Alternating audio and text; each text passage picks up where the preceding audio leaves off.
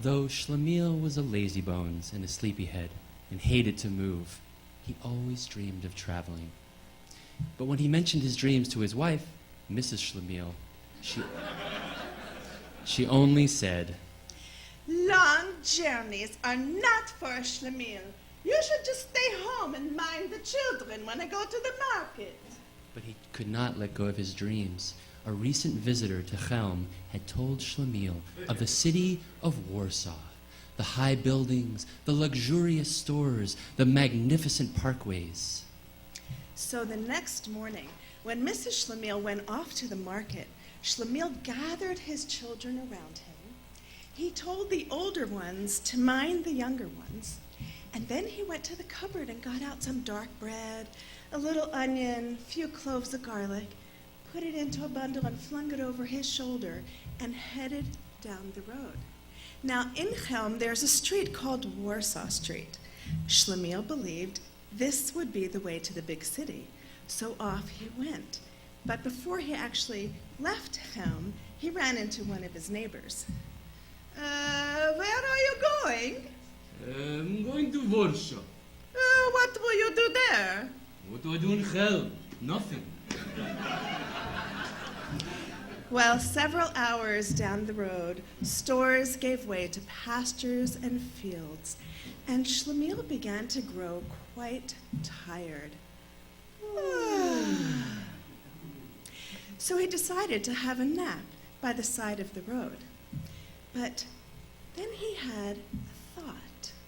When I wake up, I may not remember which is the way to Warsaw and which is the way to Chelm. I've got it.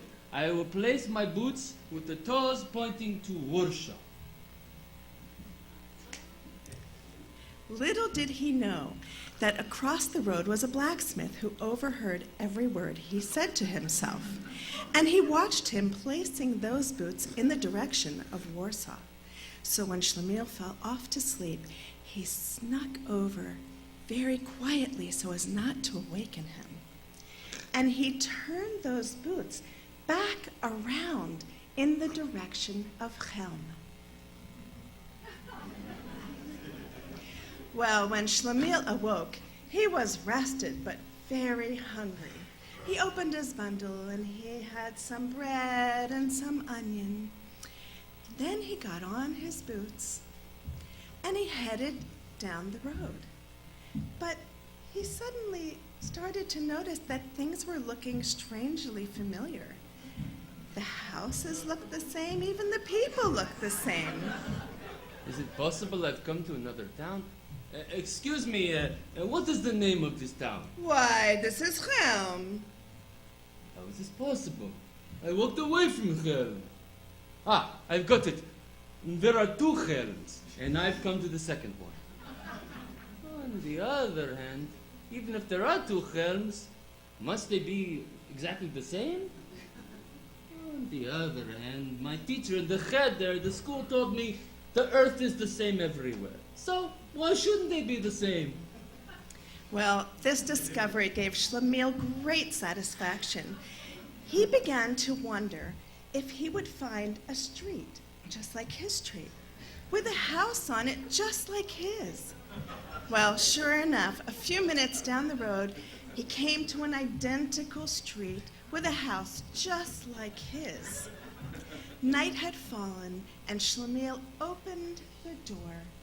There, to his amazement, was a second Mrs. Shlemiel and her children, who looked just like his. Everything in the house looked exactly like in his own household. Even the cat looked the same. Mrs. Shlemiel began to scold him. Oi, Shlemiel, where have you been? You left the house alone. And what's in that bundle? Mrs. Shlemiel, I'm not your husband. Children, I'm not your papa. Oi, have you lost your mind? No, I come from Chelm 1. This is Chelm 2. Shlemiel, what's the matter with you? You are in your own house. These are your own children. I am your own wife. Don't you recognize your own chickens? No, I'm telling you. I was on my way to Warsha. In between Helm 1 and Warsha is Helm 2. That is where I am now. Tomorrow I continue on to Warsha. In that case, where is my husband? How should I know where your husband is? She sighed and shrugged and finished cooking Shlemiel's favorite meal, noodles and beans. He may be crazy, but even a crazy man has to eat, right? Here.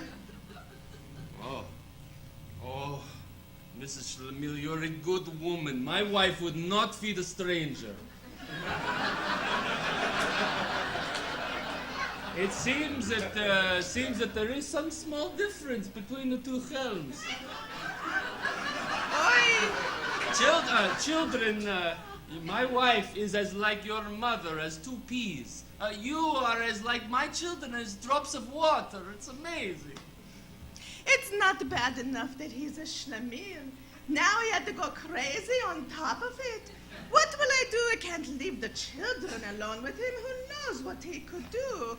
Gott in Himmel, God in heaven, what did I do to deserve this? Don't worry, Mrs. Shlemiel. Tomorrow I go to Warsha. You be rid of me. No, I can't let him run away. He'll disappear and I'll be a deserted wife without a Shlemiel. So she took him to the house of Grunham the ox, the wise head elder of Helm. Word had traveled fast, and when they arrived, all the elders were gathered there, arguing. Is it possible there are two Helms? Oh, well, if there's two, why not 3, 4, even 100 Helms? Even if there are 100 Helms, must there be a Shlemiel in every one? Grunham the ox, the head elder, was deep in thought. He listened carefully to Shlemiel, and when Shlemiel was done, he spoke. Do you recognize me? Yes, I recognize you. You are the wise Grunham the ox. And in your helm, is there also a Grunham the ox? Yes, there is a Grunham the ox, and he looks exactly like you. Then in that case, isn't it possible that you left Helm, Yes? you turned around, Yes? and you came back to Helm? No. Why should I turn around? I'm not a windmill.